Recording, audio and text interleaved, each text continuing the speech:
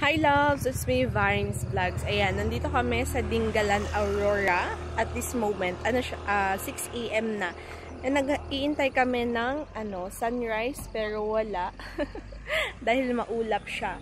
So, pupuntahan sana namin yung mountain view nila dito sa Dingalan. Kaso, ayan, nandito kami pala sa taas niya. Dapat pala dun siya sa baba. Ayan, dun dapat siya. Hindi ko sure kung ano yung pero sabi nila, kailangan ata magbangka, ayan, para makatawid doon. Kasi dapat yung doon pa kailangan doon yung may mga may mga daan para makapunta dito sa may mountain view. Ayan. Ayan yung iba guys na mga riders, motorista. I think na lost din sila. Kasi sa Google Map talagang dito ka pupunta sa taas. Pero dun dapat yung mountain view.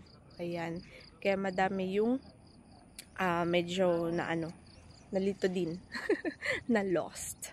Pero ang ganda ng magiging view niya. Kung nakikita niyo sa mga pinopost ng mga iba dito. Yan, Batanes of the East, Dingalan, Aurora. So, yun lang.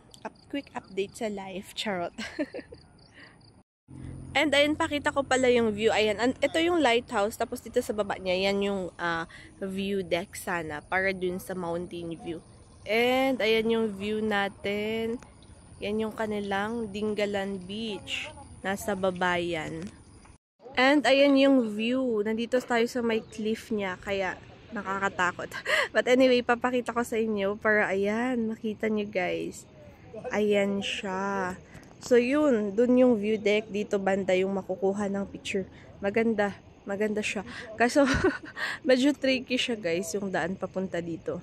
Ayan, ang dami ding nalito guys. Lahat ng mga motor, dito talaga dinala ng Google Map, mga sasakyan. Ayan.